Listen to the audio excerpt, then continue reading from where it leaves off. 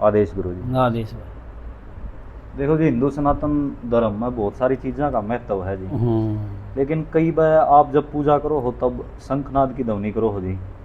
और पुराणा में भी जी, शास्त्रा में भी जी, शंख का बहुत महत्व बताया गया है जी। तो आज मार्गदर्शन करो जी अपने दर्शकों का जी। और मेरे कुछ प्रश्न हैं जी। प्रश्न किस तरह है कि अगर घर में शंख रखा जी तो उसका क्या परिणाम है जी।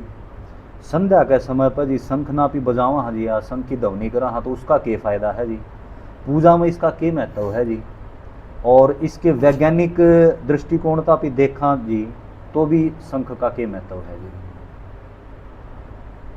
घर में आप पूजा करो, शंख रख लो। अच्छा जी। अच्छा। दीप है, शंख है, घंटी है, तो जो पूजा से संबंधित सामग्री हवा घर में रख लो, कोई आठ नहीं। जिस टाइम आप जोत बत्ती करो हो, हाँ जी। इसमें जल डालो ठीक बात है जी। और प्रभु के चरणा में रखो। इस जिस समय आपकी संध्या वंदना पूरी हो है, हाँ जी। उस समय जोत को ऊपर को घुमाओ। ठीक है जी। और थोड़ा सा जल अपना परिवार में पिलाओ, बच्चा ने दो चरणामृत की तरह हाँ। और बाकी अपने घर में छिड़क दो।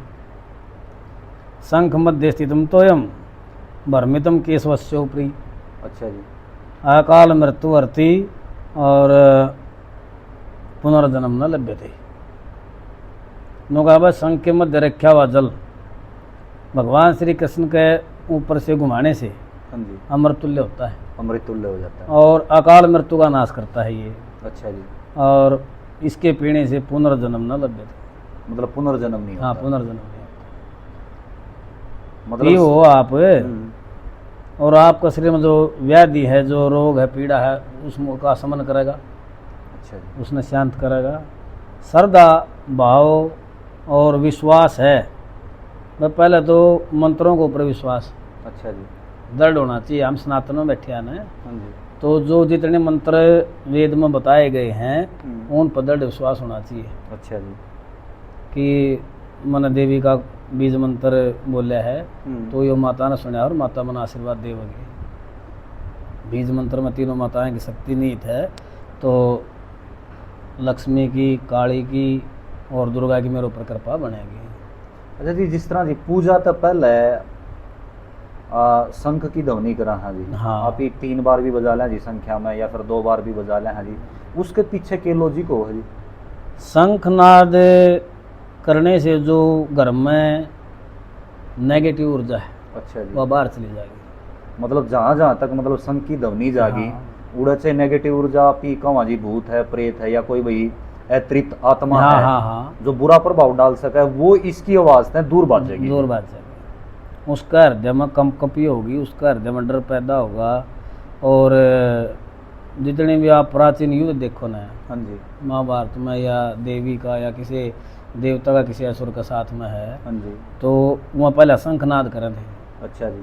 शंखनाद करण का मतलब था कि भाई ये तो बुरी आत्मा तो है, तो इसकी ध्वनि करणते या धनुष की टंकार करणते उनका हृदय में भय पैदा करना है।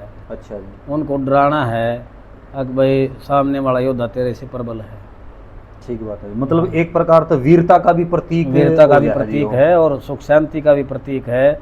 यदि आपका समाज का रोग और आप बजाओ हो, हाँ जी, समाज का रोग नहीं है फिर भी आप बजाओ हो, तो आपके फेफड़े मजबूत करेगा। अच्छा, मतलब एक अगर स्वास्थ्य की दृष्टि से देखा जाए जी, हाँ, तो मतलब आप ही शंख बजावा हाँ जी। देखो स्टार्टिंग में तो नहीं आवा जी, से वो तो अभ्यास करोगे ना, अभ्यास करना पड़ेगा जी। करते करते अभ्यास के जड़मती हो सुजा नरसरिया जात के वह शिल्प पड़ा निशान, तो बार बार अभ्यास करोगे तो बजाना सीख जाओगे इसने। और बजाना चाहिए सुबह संध्या का टाइम पे, प्रभात का टाइम पे और शाम संध्या का टाइम पे बजाओ। ये भी देखो जी, आज वाली जो जनरेशन है जी, हाँ, वो तो अपना फोन में लाग रही है या फिर अपना नेटफ्लिक्स देखा है जी। हाँ, उनमें शंख का कोई मतलब है नहीं जी। ये शंख रहेगा जी केवल मंदिरों में, मंदिर और घरा में देखा जी आप इसका इतना महत्व बताओगे जी। भाई इसमें अगर जल डाल के न हम दिया बाती के ऊपर का वार के न अगर उस जल में पीवा हाँ तो अपने रोग का, अपने दोष का, सब क्या का नाश हुआ है जी। और बुद्धि सातों गुण न प्राप्त करेगी। अच्छा जी। बुराई घटेगी, बुराई घटेगी। और अंतकरण में जितने बुरे विचार हैं या मेरे में कोई बुरी वृत्ति है वह खत्म होगी। सानिध्य में जब हम जावांगे ना हाँ जी। तो अग्नि है, हाँ जी। अग्नि के पास में हम जावांगे तो वह बिना कारण का हमने तप प्रदान करेगी, हमारी ठंड दूर करेगी। ठीक बात तो है जब जी। हम देवता का पास में जावा, हाँ, तो देवता बिना कारण के कृपा करे है। क्यों? उनका जो हृदय है ना वो दयालु है, हाँ जी। उसमें वैर भाव को नहीं, उसमें अपना पराया को नहीं। देवता तो सबके लिए समान है, समान है, तो जो भी शरण में जाएगा उसका जिसा करना है वो निवारण करेगा उसका। एक प्रश्न और है जी, जो संसार में और भी वाद्य यंत्र हैं जी, बहुत सारी चीजें हैं जी जो ध्वनि निकालना है जी, लेकिन शंख जैसी ध्वनि केवल शंख से ही निकल सकती है जी। हाँ, ये तो इसका गुण है। अच्छा जी। भाई ढोलक का अपना गुण है, डमरू का अपना गुण है, और जो एक तारा है उसका अपना गुण है, तो इसका अपना गुण है, और ये देवता प्रिय है। अच्छा जी। आप देखो ना, चतुर्भुज श्री विष्णु जी हाथ में पद्म शंख ले रहे हैं। पद्म शंख है जी उनका। हाँ। मतलब जिस तरह जी पुंडरूक हो गया, पद्म हो गया, ये शंखा के नाम ये हैं। नाम है। धनंजय भी है, अच्छा जी। जिसने अर्जुन रखा था। ठीक तो बात है जी। शंखा के सबके अपने अपने नाम हैं। तो ये जिस तरह स्टार्टिंग में कोई घरा शंख लिया है जी बाजार में है, तो उसमें मतलब कोई शुद्ध करने की भी विधि है जी। भाई कोई दर्शक ही अपना वीडियो देख के शंख लेने का प्रयास करे जी, क्योंकि फायदे तो आपने बता दिए जी। ये प्रभु के अंश हैं। अच्छा जी, इनको मतलब किसी इनके प्रकार का इनके नहीं, हाँ जी। आप समझे नहीं, ये प्रभु के अंश हैं, इनके अंदर भी प्राण है, इनके अंदर भी शक्ति है। अच्छा शक्ति जी। का संसार है। हाँ जी। तो आप इसने घर में ले आओ ना, हाँ जी। तो पहले विधि विधान इनका अभिषेक करो, हाँ जी। गंगा जल के साथ, गंगा जल के साथ, दूध के इनका साथ, अभिषेक। दही के साथ, भाई मधु के साथ, और दाम धूप खेओ और फलादि वास करो। इनका एक देव के समान मान के रखो घर में। अच्छा जी। नो नहीं भाई, मैं तो मन बजा लिया, आप आए तो आपने बजा लिया, 2 फार्म बजा लिया, 11 बजे बजा दिया, 2 बजे बजा दिया। मतलब संध्या के समय संध्या की के इसमें बजाओ। समय निश्चित है इनका, हाँ जी। तो उस समय इनका प्रयोग करो।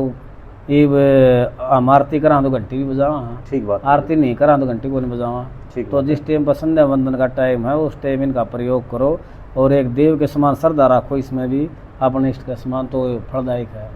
ठीक है। हाँ। बहुत बहुत धन्यवाद जी आपका। बोलिए कृष्ण कन्हैया कन्हैया लाल की जय हो।